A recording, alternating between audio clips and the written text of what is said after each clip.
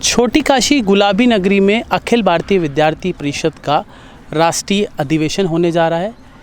इस निमित्त इस वक्त हमारे साथ मौजूद हैं अखिल भारतीय विद्यार्थी परिषद की राष्ट्रीय महामंत्री निधि त्रिपाठी, जो कि छात्रों के बीच काफ़ी प्रसिद्ध हैं। बात करते हैं निधि त्रिपाठी जी से। निधि जी, कैसी हैं आप? नमस्ते जी, बहुत बहुत धन्यवाद आपका। और मैं बहुत अच्छी हूँ। बहुत खामा खानी आप? धन्यवाद। और जयपुर आने के बाद तो और भी ज़्यादा स्वस्थ हो गई हूँ। वैसे अच्छा लग रहा है, बहुत अच्छा लग रहा है। और यहाँ का टेस्ट, यहाँ की बेसिकली यहाँ की परंपराएं, यहाँ का ट्रेडिशन, मतलब क्या बोले, मुझे राजस्थानी आती नहीं है, मारवाड़ी आती नहीं है, पर मैं भी खम्बा गणी करूँगी सभी को राम राम कहती हूँ। राम राम। निधि जी, ये 3 दिन का राष्ट्रीय अधिवेशन होने जा रहा है, इस बार क्या खास रहेगा और जयपुर में ही क्यों किया गया? अखिल भारतीय विद्यार्थी परिषद का राष्ट्रीय अधिवेशन वैसे देखें तो वर्ष में एक बार होता है। और ये बेसिकली देखें तो एक सर्कल है जिसमें एक राज्य में एक बार या एक प्रांत में एक बार आता ही है। तो उसी के निमित्त पहले भी जयपुर प्रांत में एक बार, जयपुर महानगर के अंदर एबीवीपी का राष्ट्रीय अधिवेशन हुआ है। उसी तरीके से इस बार पुनः क्रम चला और क्रम आने के नाते से जयपुर का वापस से आया और सभी कार्यकर्ताओं को इस सौभाग्य मिला है कि वो जयपुर में उनको आने का अवसर मिल रहा है। इस बार के राष्ट्रीय अधिवेशन में अगर बात करें तो राष्ट्रीय अधिवेशन में जो मुख्य अतिथि के रूप में योग गुरु बाबा रामदेव जी आने वाले हैं, जो कि उद्घाटनकर्ता होंगे हमारे राष्ट्रीय अधिवेशन के। साथ ही साथ एबीवीपी में जो समाज के लिए अच्छा कार्य करने वाले युवा होते हैं, जो बेसिकली समाज के बाकी युवाओं को प्रेरित कर सकते हैं, ऐसे एक प्राध्यापक यशवंतराव केलकर युवा पुरस्कार ऐसे युवाओं को दिया जाता है। तो उस निमित्त वो जो एक अपना कार्यक्रम होने वाला है, समारोह जो होगा पुरस्कार वितरण का, उसमें अपने भारत के केंद्रीय शिक्षा मंत्री धर्मेंद्र प्रधान जी पधारने वाले हैं राजस्थान में। साथ ही साथ में एबीवीपी हर बार राष्ट्रीय अधिवेशन में कुछ प्रस्ताव पारित करती है। जो प्रस्ताव यहाँ से पारित होने के पश्चात वो केंद्रीय शिक्षा मंत्री या जो उनसे संबंधित मंत्रालय होते हैं उनके पास में, और साथ ही साथ में राज्यों के शिक्षा मंत्री और मुख्यमंत्री को दिए जाते हैं। तो इस वर्ष चूँकि राष्ट्रीय शिक्षा नीति के क्रियान्वयन का भी वर्ष है, तो उस नाते से इस वर्ष 5 प्रस्ताव पारित हो रहे हैं, जिसमें जो एक प्रस्ताव होगा अपना, वो अभी राष्ट्रीय शिक्षा नीति के लिए बजट में, उसके क्रियान्वयन के लिए बजट में अलग से धनराशि आवंटित की जाए, ये एक विशेष रूप से हम उसमें डिमांड कर रहे हैं। साथ ही साथ में जो IKS यानी कि इंडियन नॉलेज सिस्टम और भारतीय भाषाएँ जो NEP में बताई गई हैं, उसके संवर्धन हेतु कैसे क्या प्रयास हो सकते हैं, क्या कार्यक्रम करने चाहिए संस्थानों को, उसके बारे में। तो तीसरा एक जो प्रस्ताव है वो अपना, आज के समय में कोरोना का बहाना बना करके बहुत सारी शैक्षणिक संस्थान जो है वो समय पर परीक्षा नहीं कराना चाहते, उसके कारण क्या है, सेमेस्टर डिले हो रहा है, चीज़ें प्रोसेस में नहीं आ रही हैं। तो एक उसके ऊपर केंद्रित करके कि जल्दी से जल्दी होना चाहिए। साथ ही एक ये जो PFI के ऊपर अभी बैन लगाया गया है, तो एक ऐसा संगठन जो कि देश विरोधी गतिविधियों में, समाज विरोधी गतिविधियों में सम्मिलित है, ऐसे संगठन को बैन करने के, जो बैन किया गया केंद्र सरकार के माध्यम से, उसका स्वागत करती हूँ। और उसको बैन करने के पश्चात क्या क्या प्रिकॉशन लेना चाहिए केंद्र सरकार को समाज के प्रति, उसको ध्यान में रखते हुए एक रेजोल्यूशन और G20 की अध्यक्षता करने का भारत को अवसर मिला है। तो किस तरीके से अपने नैतिक मूल्यों को वैश्विक पटल पर लेकर के जाने के लिए एक बहुत अच्छा अवसर भारत के पास है, उसको ध्यान में रखते हुए ऐसे कुल 5 प्रस्ताव अभी चर्चा करके सामने आए हैं, जिनके ऊपर आगे कार्य होगा। निधि जी, छात्रों के बीच में काम करने वाले संगठन को PFI से क्या मतलब है? छात्रों के बीच आप काम करते हैं जी। देखिए, ये तो कहना बहुत अजीब होगा कि हम एक छात्र हैं तो हमारी जिम्मेदारी केवल शिक्षा समुदाय के लिए है। हम एक छात्र हैं और भारत के जागरूक नागरिक हैं। उस नाते से यदि छात्र हितों की रक्षा की हमें बात तब आएगी जब देश की रक्षा होगी। इसलिए देश को अगर सुरक्षित रखना है तो उसके लिए PFI जैसे ये जो संगठन है, कट्टरपंथी जो संगठन है, कट्टरवादी जो संगठन है, ये सिर्फ समाज के लिए नहीं बल्कि पूरे देश के लिए घातक है। बैन लगा दिया है केंद्र सरकार ने, फिर क्या आप राजनीति कर रहे हैं इस विषय पर? नहीं, राजनीति करने का विषय नहीं है, विषय है देश की आंतरिक सुरक्षा की। और अगर किसी को ये लगता है कि देश की आंतरिक सुरक्षा पर बात करना राजनीति है तो ठीक है, हम राजनीति कर रहे हैं। किसी को अगर ये लगता है कि भारत में बांग्लादेशी घुसपैठियों के विरुद्ध आवाज़ उठाना देश में राजनीति करना है तो जी हम कर रहे हैं। अगर बांग्लादेशी घुसपैठियों को भारत में आने से रोकने की बात करना, अगर घुसपैठ मतलब राजनीति करना है तो ठीक है जी, राजनीति कर रहे हैं। मतलब आरोप लगाने वालों का तो कार्य है आरोप लगाना, परंतु हम किसी के आरोप लगाने से ये सोच लें कि हम भय में बैठ जाएंगे और कश्मीर में अगर पैसों के आधार पर आतंकवाद पनपता है, बाहर से पैसे आते हैं और उस पर आतंकवाद पनपता है, तो उस आतंकवाद के विरुद्ध एबीवीपी इसलिए नहीं बोले क्योंकि वो स्टूडेंट ऑर्गेनाइजेशन और उसका काम स्टूडेंट्स के बीच में है, तो ये तो चलने वाला नहीं है ना। तो इसलिए छात्र हित और छात्र हित से राष्ट्र हित की बात करना ये हमारा काम है। और जहाँ जहाँ पर देश की आंतरिक सुरक्षा के विरुद्ध में आवाज़ उठेगी या देश की आंतरिक सुरक्षा के ऊपर प्रश्न चिन्ह खड़े होंगे, वहाँ विद्यार्थी परिषद फ्रंट लाइन पर खड़े होकर के ऐसे समाज विरोधी और राष्ट्र विरोधी तत्वों को मुंहतोड़ जवाब देने का कार्य पहले भी कर रही थी और आज भी करेगी। उदाहरण के लिए जब बांग्लादेश घुसपैठियों की बात आई तो चलो चिकन ने आंदोलन चला के एबीवीपी ने बांग्लादेशी घुसपैठ से भारत को बचाने की आवाज़ उठाई। जब 1990 के दौरान कश्मीर के अंदर कश्मीरी हिंदुओं को भगाया जा रहा था, वहाँ पर बंदूक के दम पर आतंकवाद फैलाने का प्रयास किया जा रहा था, तब विद्यार्थी परिषद ने उस समय में भी आवाज़ उठाई। जब कश्मीरी हिंदुओं को भगाया गया तो उस समय में कश्मीरी हिंदुओं की आवाज़ बनने का काम एबीवीपी ने किया था। जो कश्मीरी हिंदू कश्मीर को छोड़ करके भारत के अन्य हिस्सों में आकर के रह रहे थे, उन विद्यार्थियों को ले करके भारत के अलग अलग परिसर में जाना, उनके परिवार के साथ क्या हुआ, उनके घर के साथ क्या हुआ, उनके स्वयं के साथ क्या हुआ है, उनकी उन स्टोरीज़ को परिसर में पढ़ने वाले, भारत के अन्य राज्यों में परिसर में पढ़ने वाले विद्यार्थियों को बताने का काम विद्यार्थी परिषद ने किया। जब कश्मीर में तिरंगा जलाया गया लाल चौक के ऊपर, उस समय भारत ने उस तिरंगे के अपमान के विरुद्ध में जहां हुआ तिरंगे का अपमान वहां करेंगे तिरंगे का सम्मान, ये कह करके विद्यार्थी परिषद के हजारों हजार कार्यकर्ता सड़कों पर उतर करके गए। माओवाद आज के समय में अर्बन माओविस्ट कहना कोई ऐसा नहीं है कि कोई एक शब्द गढ़ दिया गया। अर्बन माओविस्ट है, फिर वो चाहे पीएफआई को बचाने के लिए सामने आने वाले हो या फिर कैंपसेस में भारत के विरोध में नारे लगाने वाले लोग हों, वो सारे अर्बन माओविस्ट हैं। और उन अर्बन माओविस्ट आज के समय में जब केरल में राष्ट्रभाव रखने वाले लोगों की हत्याएं करते हैं तो उनके विरुद्ध भी विद्यार्थी परिषद ने आवाज़ उठाई और एबीवीपी के पूरे देश भर से 50,000 से अधिक कार्यकर्ता केरल पहुंचते हैं और तिरुवनंतपुरम में जाकर के अर्बन माओविस्ट और माओवाद के खिलाफ एबीवीपी ने आवाज़ उठाई है। तो जहाँ पे भी देश की आंतरिक सुरक्षा के में अगर कोई चुनौती देखने को मिलेगी तो फ्रंट लाइन भारत का नागरिक होने के नाते से और एक जागरूक नागरिक और जागरूक छात्र संगठन का कार्यकर्ता होने के नाते से एबीवीपी का कार्यकर्ता फ्रंट लाइन पे आगे दिखेगा और छात्रों का हित देखते हुए ऐसे छात्रों का निर्माण करना जो छात्र हित के माध्यम से राष्ट्र हित की बात कर सकें, ऐसा युवा समाज में खड़ा हो पाए, इस हेतु हम कार्य कर रहे हैं। फ्रंट लाइन की बात कर रही हैं, लेकिन लगातार विपक्षी आरोप लगाते हैं कि संघ की जो टॉप लीडरशिप में फ्रंट लाइन लोग हैं महिलाएं नहीं हैं। साथ ही ये भी आरोप लगता है विद्यार्थी परिषद भी अनुशासनिक संगठन है राष्ट्रीय स्वयंसेवक संघ का। इस तरह के आरोप आप पे लगते हैं। आप फ्रंट लाइन की बात करें तो मैंने फ्रंट लाइन पे पूछ लिया आपसे। बिल्कुल, देखिए कुछ एक कहावत कही जाती है, अधजल गगरी छलकत जाए। ये ऐसे लोग हैं ना, सो कॉल्ड पॉलिटिशियंस, जिनको नॉलेज इतना सा होता है और बात इतनी सी करते हैं वो, तो उनको नहीं पता कि संघ में राष्ट्र सेविका समिति भी है जो कि फ्रंट लाइन पे खड़े होकर के देश के लिए काम कर रही है। विद्यार्थी परिषद में मैं स्वयं राष्ट्रीय महामंत्री का दायित्व है मेरे ऊपर। क्या मैं छात्रा नहीं हूँ? या फिर वो जो संगठन है उनका ये मानना होता है, वो शायद वो भी ये बात स्वीकार करते हैं कि एबीवीपी में जहाँ पे लिंग भेद नहीं होता है तो वो भी ये मानते हैं कि अच्छा एबीवीपी की छात्रा है तो वो छात्रा नहीं है, एबीवीपी की छात्रा भी छात्र जैसी है, वो ये मान के चलते हैं। तो इस नाते से उनकी कैसी मानसिकता है। परंतु आज आप विद्यार्थी परिषद में ही देखें तो महामंत्री के दायित्व के नाते से मैं स्वयं एक छात्रा, हमारी कई सारे प्रांतों में आज के समय में हमारी राष्ट्रीय अध्यक्ष महिलाएं हैं, महिला प्राध्यापिकाएं हैं। 12 से अधिक प्रांतों में आज प्रांत मंत्री छात्राएं हैं जो कि फ्रंट लाइन पर खड़े होकर के लीड कर रही हैं। विद्यार्थी परिषद की स्टूडेंट फॉर सेवा गतिविधि, उसकी जो नेशनल कन्वीनर है छात्रा है। जिज्ञासा जो चलता है आयुर्वेदिक स्टूडेंट्स के लिए आयाम एबीवीपी का, उसकी जो नेशनल कन्वीनर है वो छात्रा है। कितने नाम गिनाऊं मैं आपको। तो जिन लोगों को ज्ञान नहीं है वो ऐसी बात करते हैं और मुझे लगता है कि वो इतना डिज़र्व नहीं करते कि मैं उनके लिए अपना समय वेस्ट करूं, कि मैं उनको सफाई देती फिरूं। आपने जिज्ञासा वशात प्रश्न किया, इसलिए मैंने आपको उत्तर दिया।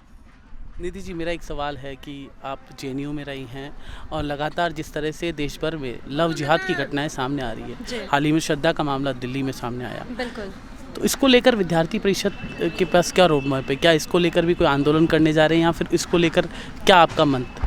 देखिए, विद्यार्थी परिषद का स्पष्ट मत है कि ये जो एक तरीके की कट्टरपंथी भावना से जो प्रेरित हुए लोग हैं, जिनको लगता है कि अगर हम जिहाद करेंगे तो हमको जन्नत मिलेगी, तो उनको तो मुंहतोड़ जवाब मिलना ही चाहिए। भारतीय संविधान और भारतीय दंड संहिता, हमारी न्यायपालिका उनको जवाब देने के लिए तैयार है, परंतु समाज को भी जागरूक होना पड़ेगा। अभी आज मैं कल ही एक वीडियो देख रही थी, एक महाशय थे जिन्होंने बड़ी दाढ़ी रखी हुई थी, छोटे पजामे पहने हुए थे, इंटरव्यू में बोला कि अगर मैं होता तो मैं तो 35 नहीं 36 टुकड़े करता। आप क्या करेंगे इस मानसिकता का? क्या करेंगे आप इस मानसिकता का? आप इसे नकार तो नहीं सकते ना कि ऐसी मानसिकता समाज में एग्जिस्ट ही नहीं करती है। कुछ पॉलिटिशियंस भी ऐसा कह रहे हैं, नहीं नहीं आप इसको एक समाज से जोड़ करके मत देखो, इसको लव जिहाद का एंगल नहीं देना है। क्यों नहीं देना जी? सॉरी फॉर इंटरप्यू, हमारे राजस्थान के मुख्यमंत्री ने भी एक दिन पहले बयान दिया है, जी, वो भी ये कह रहे हैं कि सियासत हो रही है, ये घटना है। जी नहीं, ऐसे लोगों को लगता है कि ये घटनाएं होती हैं। ऐसे लोग एसी कमरे में बैठ करके अपने इकोसिस्टम के अंदर बैठने वाले लोग हैं। इनको नहीं पता समाज में क्या हो रहा है। उनको लग रहा है ना कि ये जो श्रद्धा और इनका केस हुआ है ये लव जिहाद का केस नहीं है। उनको कैसे पता चलेगा? राजस्थान में छोटी छोटी बच्चियों का बलात्कार हो जा रहा है, मुख्यमंत्री जी सो रहे हैं, उनको तो फर्क नहीं पड़ रहा है ना। और परंतु राजस्थान में हो रहे बलात्कार के ऊपर महाशय के मुंह से एक शब्द नहीं निकला, परंतु जब श्रद्धा का केस आया तो उन्होंने ये जरूर लिंक कर दिया कि आप इसको लव जिहाद से मत जोड़ो। हाँ भाई, क्योंकि आज की डेट में हम लव जिहाद के ऊपर बोलेंगे तो जी हम तो इस्लामोफोबिस्ट हो जाएंगे, हम तो बोल ही नहीं सकते। परंतु अगर कोई ये कह दे कि लव जिहाद जैसी चीज़ आज एग्जिस्ट ही नहीं करती है, लोगों को जन्नत मिलने वाली जैसे ये जो फालतू की बकवासें होती हैं ये एग्जिस्ट ही नहीं करती हैं, तो ये ऐसे लोगों का मुझे लगता है कि वो अलग ही तरीके की दुनिया में रह रहे हैं और ऐसे ही लोग धोखा खाते हैं और ऐसे ही लोग समाज को भी धोखा देते हैं। तो इस नाते से जितना ज़रूरी है कि आज के समय में हम जितना शिक्षित हो रहे हैं उतना ही आवश्यक है कि हम समाज में ये जो इस तरीके के माइंडसेट वाले लोग हैं उनके प्रति भी जागरूक रहें। और एक लड़की होने के नाते जितनी हमारे लिए आज के समय में अपॉर्चुनिटीज़ हैं उतने चैलेंजेस भी हैं, इसलिए उनको समझना पड़ेगा हमें। और समझ करके समाज में ऐसी बातें करने वाले जो लोग हैं कि प्रेम करते हैं, नहीं माने तो मार दिया, तो ये अब नहीं चलने वाला देश में। आपको शायद लखनऊ का आपने केस सुना हो, लखनऊ का केस जहाँ पे एक छात्रा को छेड़ रहा था एक लड़का काफ़ी दिन से, वो किसी एक अन्य संप्रदाय से बिलोंग करते हैं। तो जब लड़की उनके पास, लड़की के पिता बताने के लिए जाते हैं उसके घर पे शिकायत करने के लिए कि ये मुझे बहुत तंग कर रहा है, आप प्लीज़ अपने बेटे को समझाइए, तो महाशय उसको छत से नीचे फेंक देता है लड़की को। और कुछ दिन बाद ही क्या होता है, पैर में गोली लगती है और आज जेल के अंदर है वो। तो इस तरीके का स्ट्रिक्ट एक्शन लेना पड़ेगा, फास्ट ट्रैक कोर्ट में ऐसे लोगों का निर्णय करना पड़ेगा। तो समाज की जागरूकता भी ज़रूरी है। ऐसे ये जो बरगलाने वाले लोग हैं कि इसको किसी एक बात से मत जोड़ो, ऐसे लोगों के प्रति भी अवेयर रहने की ज़रूरत है, स्वयं में जागरूक होने की आवश्यकता है और अपनी न्यायपालिका के माध्यम से इनको जवाब देने की भी आवश्यकता है आज की डेट में। हिजाब के बारे में आपका क्या कहना है? बुर्का और हिजाब पर देश भर में कई तरह की बातें चलती है, विद्यार्थी परिषद का क्या स्टैंड है? देखिए, जिन लोगों ने कर्नाटक में ये बातें शुरू की आज वो संगठन बैन हो चुका है। Popular front of India PFI ने जो ये पूरे तरीके के फसाद को, एक होता है ना कि आग लगाने का काम किया, समाज को तोड़ने का काम किया, बहस, एक नई तरीके की बहस छेड़ने का काम किया, इंटरनेशनल रूप से भारत पर प्रेशर दिलाने का काम किया, ऐसे समाज को तोड़ने वाले संगठन आज बैन हो चुके हैं। और रही बात हिजाब की, तो महिलाओं को स्वतंत्रता है, कॉलेज में महिला हिजाब पहन के आती है, कौन रोकता है उसको? कोई नहीं रोकता है। आप किसी यूनिवर्सिटी में हिजाब पहन के आती हैं, आपको कोई नहीं रोकता है। तो विद्यार्थी परिषद का क्लियर मत है कि विद्यार्थी परिषद वो न्यायालय के द्वारा दिए गए जजमेंट पर आश्रित है। न्यायालय ने पहले भी, केरल हाईकोर्ट ने जो आदेश दिया था, विद्यार्थी परिषद उसी को मानती है। आगे भी न्यायालय के जिस तरीके के आदेश होंगे विद्यार्थी परिषद उसी पर चलेगी। जी, विपक्षी आप पे आरोप लगाते हैं कि आप हमेशा क्या है कि बांटने वाली राजनीति करते हैं। बेरोजगार इतनी बड़ी संख्या में, आपकी सरकार है केंद्र में, तो आपके विचार की सरकार है, तो बेरोजगारों के लिए क्या कर रही है? आप राजस्थान जहाँ बैठे हैं सबसे ज़्यादा बेरोजगारी की दर यहाँ पे है, हरियाणा में सबसे ज़्यादा है और लगातार बेरोजगारी दर बढ़ रही है। तो उसको लेकर विद्यार्थी परिषद की क्या रणनीति है और उसको लेकर क्या कर रहे हैं? देखिए, एक तो पहले आपने जो कहा कि आपकी सरकार, तो मुझे लगता है मेरी सरकार नहीं, पूरे देश की सरकार है, आपके विचार की सरकार। बिल्कुल। दूसरा, मैं जो आपने कहा बेरोजगारी के संदर्भ में, मेरा अपना व्यक्तिगत मानना है कि आज के समय में युवाओं को और प्रत्येक व्यक्ति को शायद ये समझने की आवश्यकता है कि हर किसी को सरकारी नौकर ही नहीं बनने के बारे में सोचना चाहिए। आज के समय में हम अपना स्वयं से कुछ खड़ा करें और आत्मनिर्भर बनना, हम आत्मनिर्भर भारत बनाने की बात कर रहे हैं ना, उस नाते से युवाओं को भी आत्मनिर्भर बनना पड़ेगा।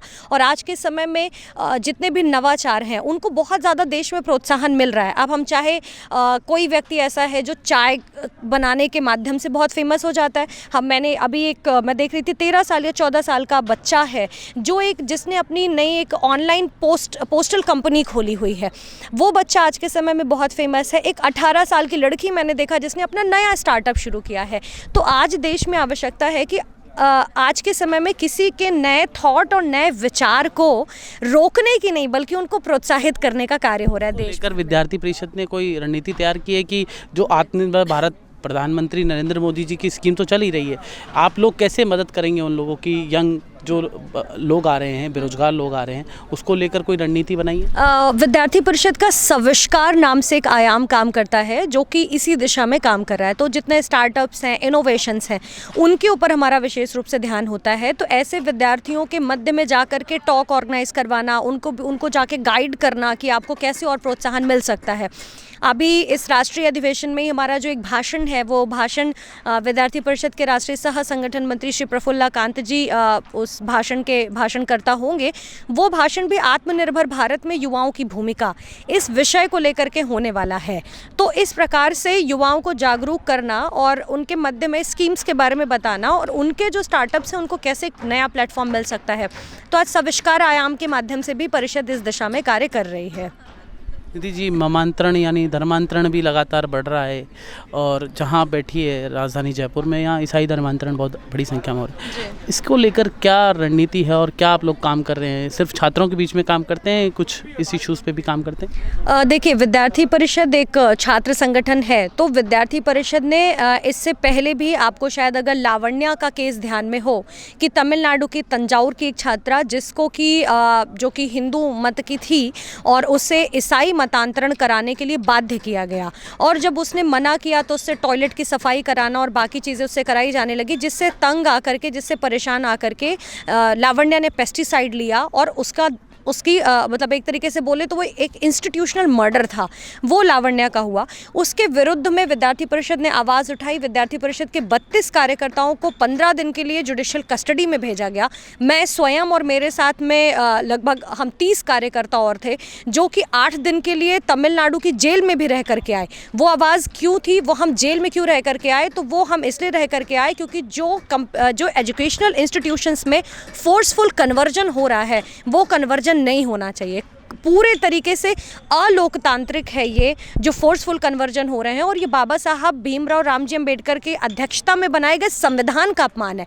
जो संविधान किसी भी व्यक्ति को उसकी धार्मिक स्वतंत्रता का अधिकार देता है, उस संविधान पर प्रश्न चिन्ह खड़ा करते हुए जबरन मतांतरण कराने का प्रयास परिसर में करना ये शर्मनाक है। और इसी कारण से विद्यार्थी परिषद ने अपनी आवाज़ को उठाया और आज की डेट में भी लावण्या के केस के माध्यम से हमने पूरे देश भर में एक डिमांड भी की कि सभी शैक्षणिक संस्थानों में एंटी कन्वर्जन हेल्पलाइन नंबर जारी किया जाना चाहिए। लावण्या को तो न्याय मिले ही मिले, परंतु एंटी कन्वर्जन हेल्पलाइन नंबर जारी किया जाए ताकि ऐसे विद्यार्थी जिनको परिसर में कन्वर्जन करने के लिए बाध्य किया जाता है, ऐसे लोगों के ऊपर लगाम लगाई जा सके। तो बेसिकली हमारा पूरा ध्यान परिसरों में, पूरे देश भर के शैक्षणिक संस्थानों में जो फोर्सफुल कन्वर्जन हो रहे हैं उनको रोकने को लेकर के हम ध्यान देते हैं। ध्यान है, आप 14 दिन जेल में रही थी, इस मसले में हिरासत में आपको लिया गया था।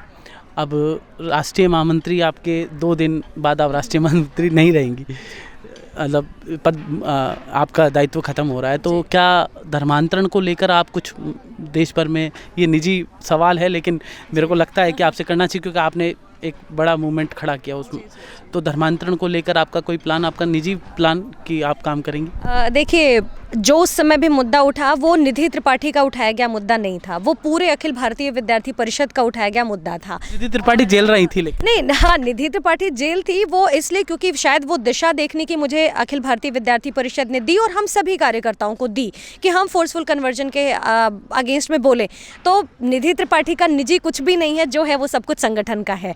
तो संगठन ने लक्ष्य लिया है, संगठन ने मैंने डिमांड की है कि anti conversion helpline number educational institutions में होनी चाहिए।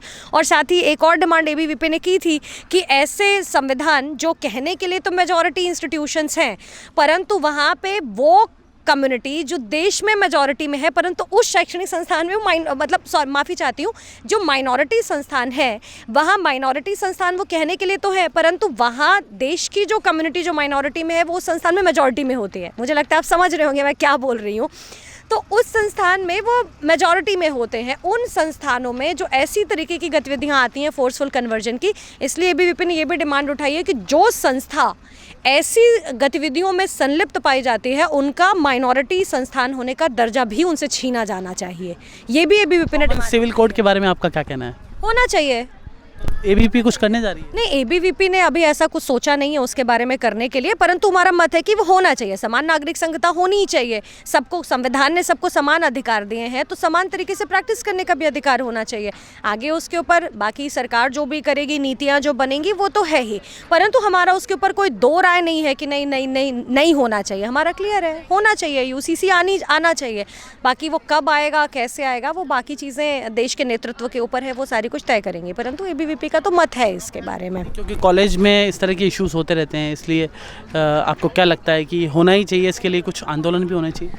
नहीं, आंदोलन के बारे में तो नहीं है, क्योंकि विद्यार्थी परिषद में जब कुछ भी होता है तो विद्यार्थी परिषद की पूरी राष्ट्रीय कार्यकारी परिषद उसके ऊपर मिल करके निर्णय लेती है। तो अभी तो ऐसा कुछ भी राष्ट्रीय कार्यकारी परिषद में तय नहीं हुआ है। जब कुछ तय होगा या कुछ करेंगे तो ज़रूर आप मीडिया बंधुओं को और मीडिया के भगिनी जितनी भी हैं आप सबको सूचित अवश्य ही किया जाएगा। नई शिक्षा नीति लागू हो गई है। जब से विद्यार्थी परिषद शुरू हुआ है, जब से शिक्षा नीति को लेकर काफ़ी विरोध रहा है देश भर में विद्यार्थी परिषद का। नई शिक्षा नीति कई राज्यों में अभी धरातल पे नहीं उतर पाई, उसको लेकर क्या आपका प्लान है? क्या विरोध करेंगे? क्या देखिए, ये बहुत चिंताजनक विषय है, क्योंकि राष्ट्रीय शिक्षा नीति के माध्यम से जो बात कही गई वो केवल एक राज्य के लिए नहीं है, वो पूरे राष्ट्र के लिए है। राष्ट्रीय शिक्षा नीति में जिस तरीके से जो कहा जाए कि जो छात्राएं हैं उनको जो बेनिफिट मिलना है, या ऐसे विद्यार्थी, एक छोटा सा एग्जाम्पल देती हूँ कि राष्ट्रीय शिक्षा नीति में भारतीय भाषाओं के माध्यम से शिक्षा लेने की बात कही गई है। आज के समय में अगर कोई एक ऐसे स्टेट का कार्यकर्ता, कोई एक ऐसे स्टेट का विद्यार्थी जो कि अंग्रेजी भाषा में शायद शिक्षा लेने में सक्षम नहीं है या वो नहीं ले पा रहा है, तो उस विद्यार्थी को अगर राष्ट्रीय शिक्षा नीति लागू नहीं होती है तो अंग्रेजी न जानने के कारण वो विद्यार्थी पिछड़ रहा है। ऐसे समय में यदि उस विद्यार्थी को राष्ट्रीय शिक्षा नीति के माध्यम से भारतीय भाषा में ही यदि शिक्षा लेने का अवसर मिलता है तो क्या वो गलत होगा? तो ये जो कुछ राज्य सरकारें हैं वो एक चीप पॉलिटिक्स के कारण, गंदी राजनीति करने के कारण वो राष्ट्रीय शिक्षा नीति को नहीं अपना रही हैं। और मैं आपको बोलूं तो ऐसे राज्य हैं जिन्होंने फ्रंट पे तो बोल दिया कि हम राष्ट्रीय शिक्षा नीति को नहीं अपनाएंगे, पर उसी राष्ट्रीय शिक्षा नीति के कुछ नियमों को, कुछ पॉलिसीज़ को उठा करके, कुछ बिंदुओं को उठा करके वो नया नाम दे करके अपने स्टेट में इम्प्लीमेंट कर रहे हैं। तो मुझे लगता है मेरी ऐसी राज्य सरकारों से अपील भी है आपके इस इंटरव्यू के माध्यम से कि ऐसी राज्य सरकारें चीप पॉलिटिक्स से ऊपर उठें और अपने राज्य के विद्यार्थियों का भला सोचें। वो ऐसा करके किसी राज्य को, किसी एक पॉलिटिकल पार्टी को नीचा दिखाने का काम नहीं कर रही हैं, बल्कि वो अपने राज्य के विद्यार्थियों का अहित कर रही हैं। इसलिए एबीवीपी ने प्रयास भी किया। राज्य सरकारें नहीं सुनेंगी तो हमने जितने भी वाइस चांसलर्स हैं सेंट्रल यूनिवर्सिटीज़ के, स्टेट यूनिवर्सिटीज़ के, उनको एनईपी इम्प्लीमेंटेशन के लिए ज्ञापन भी अपनी तरफ से प्रेषित किया है। एबीवीपी की प्रांतों में एनईपी इम्प्लीमेंटेशन के लिए समिति भी बनी है। उस समिति के माध्यम से राज्य स्तर पर जो समितियां बनाई गई हैं एनईपी इम्प्लीमेंटेशन के लिए, उनको भी हम सुझाव प्रेषित करते हैं और विश्वविद्यालयों को भी सुझाव दे रहे हैं। अलग अलग स्थानों पर एजुकेशनल इंस्टीट्यूशंस में उसके ऊपर टॉक ऑर्गेनाइज कराना, इम्प्लीमेंटेशन कैसे हो सकता है उसके बारे में स्टूडेंट्स को जागरूक करना या टीचर्स को गाइड करना, वो सारे तरीके का काम आज अखिल भारतीय विद्यार्थी परिषद कर रही है। और मैं तो कहती हूँ कि एक इतनी बढ़िया पॉलिसी पूरे देश भर में आई है, इसका तो खुले हृदय से और अच्छे मन से सभी को स्वागत करना चाहिए। पर कुछ लोगों का कुछ नहीं कर सकते, क्योंकि उनके लिए छात्रों का हित ऊपर ना होकर के उनके लिए चीप पॉलिटिक्स ऊपर होती है। तो परंतु मेरा आग्रह यही होगा, वो चाहे जो भी राज्य सरकार है, कोई भी पॉलिटिकल पार्टी हो, मेरा आग्रह जरूर सबसे ये होगा कि आप प्लीज़ अपने यहाँ के स्टूडेंट्स का हित सोचिए, आप अपने राज्य के विद्यार्थियों का हित सोचिए, ताकि एनईपी के माध्यम से मिलने वाले लाभ से वो उनके यहाँ के, उनके राज्य के विद्यार्थी वंचित ना रह जाएं। जी, लगातार कुछ लोग वीर सावरकर पे सवाल उठाते हैं। हाल ही में राहुल गांधी ने भी सवाल उठाए, उस पर आपका क्या कहना है? देखिए, मैंने आपको पहले ही कहा था कि ये झूठ कितना भी हो ना, झूठ कितनी बार भी बोला जाए, वो लोग उसको सच तो मान सकते हैं पर वो सच नहीं हो सकता, और सच कभी ना कभी निकल करके बाहर आता ही है। सच कहा जाए तो ये जितनी भी पॉलिटिकल पार्टीज़ हैं, इन सबको एक ही तरीके की पीड़ा होती है। यदि किसी व्यक्ति ने हिंदुत्व की बात की, जिस भी व्यक्ति ने हिंदुत्व की बात की है, वो व्यक्ति चाहे अर्बन माविस्ट हो चाहे ऐसी पॉलिटिकल पार्टीज़ हो, उनके निशाने पे हमेशा ही रहा है। क्या राहुल गांधी, या मैं उनके उस व्यक्ति के बारे में क्या ही बात करना, उनको कितना नॉलेज है वो तो सभी जानते हैं, उसके बारे में कमेंट नहीं करना मुझे, परंतु वो एक ऐसा व्यक्ति जिसको काला पानी की सज़ा दी गई, एक ऐसा व्यक्ति जो कि अंडमान निकोबार में सेलुलर जेल में बंद होता है, जिसको एक फर्श पे सोने के लिए दिया जाता है, ना कोई गद्दा होता है ना कोई रजाई होती है उसके पास में, एक ही जीवन में दो बार आजीवन कारावास की जिसको सजा दी जाती है, कोल्हू जिससे तेल पेरा जाता है, उस व्यक्ति को वहाँ पर लगा करके उससे कोल्हू चलवाने का काम किया जाता है।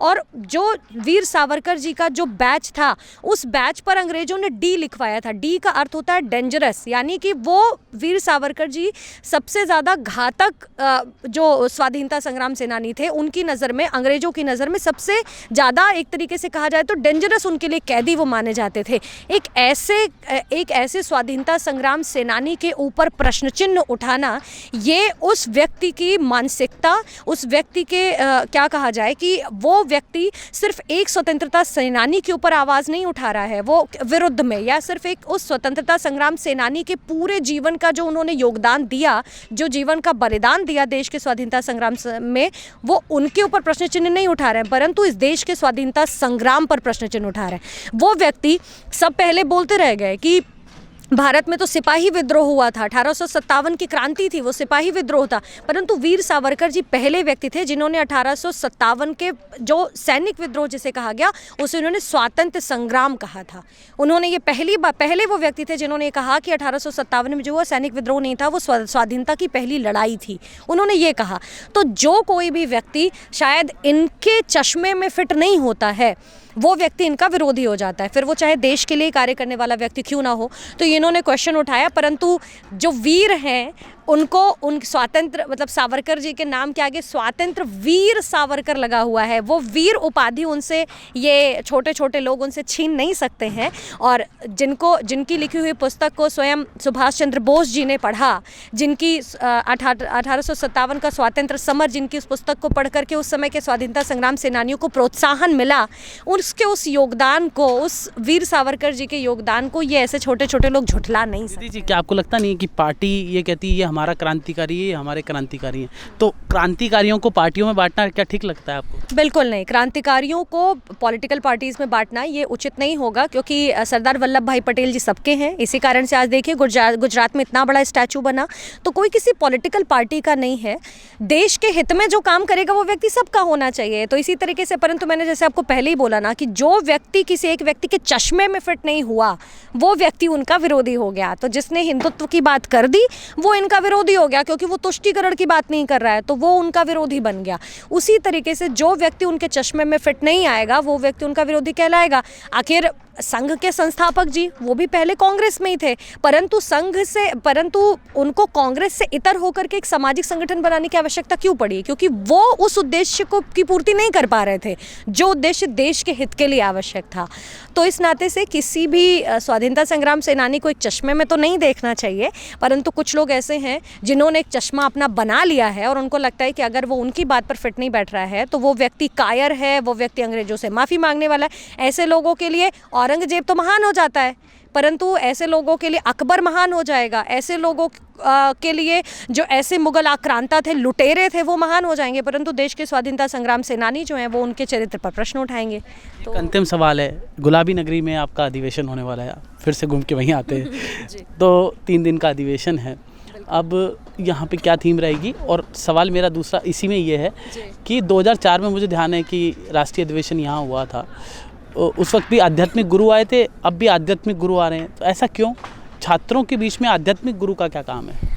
देखिए, विद्यार्थी परिषद में जो कोई भी अतिथि होते हैं वो एक ऐसा व्यक्ति मुख्य अतिथि के रूप में आता है जो युवाओं को कहीं ना कहीं प्रेरणा देता है। तो अगर आप 2004 की बात करें या अभी 2022 की बाबा रामदेव जी जो मुख्य अतिथि के रूप में उद्घाटन सत्र में आ रहे हैं, वो सिर्फ इसलिए नहीं कि वो एक भगवा वस्त्रधारी एक बाबा हैं, परंतु उनके नाम के आगे योग गुरु लगा हुआ है। अगर आप इसकी तरफ ध्यान दें तो योग जो है, उन्होंने कहीं ना कहीं योग को अंतर्राष्ट्रीय प्रतिष्ठा दिलाने में, अंतर्राष्ट्रीय स्तर तक पहुंचाने में उनका बहुत बड़ा योगदान है।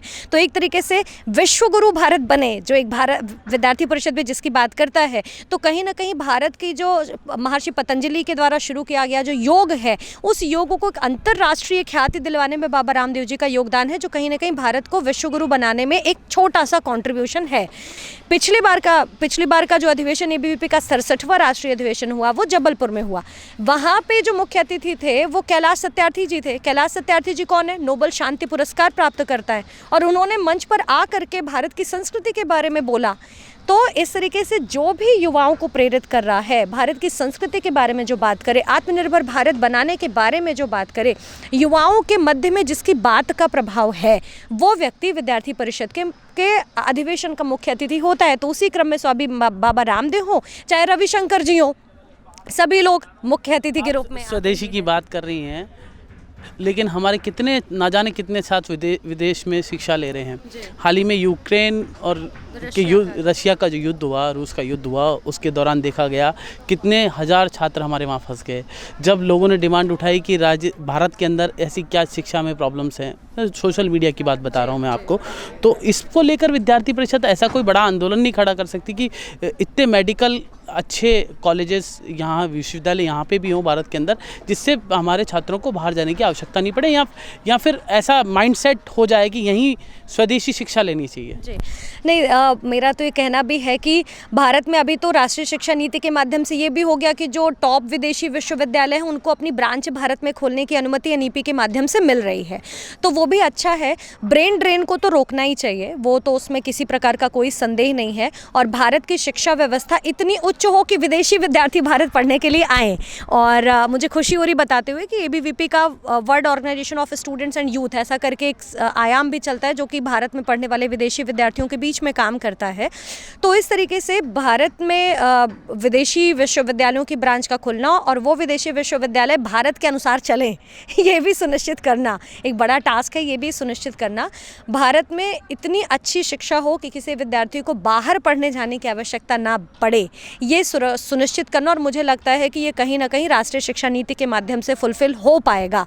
तो इसलिए जल्दी से जल्दी राष्ट्रीय शिक्षा नीति का इम्प्लीमेंटेशन हो, ये हम सभी को मिलकर के सुनिश्चित करना पड़ेगा। और इसमें एजुकेशन सेक्टर की जितने फेटर्निटीज़ हैं, फिर वो चाहे स्टूडेंट हो, चाहे पेरेंट्स हो, चाहे शिक्षक हो, सभी को मिल करके साथ में आना पड़ेगा और एक साथ में मिल करके काम करना पड़ेगा इस दिशा में। बहुत बहुत धन्यवाद निधि जी। ये हमारे साथ निधि त्रिपाठी जी थी, जो अखिल भारतीय विद्यार्थी परिषद की राष्ट्रीय महामंत्री, जिन्होंने तमाम मुद्दों पर खास बातचीत की।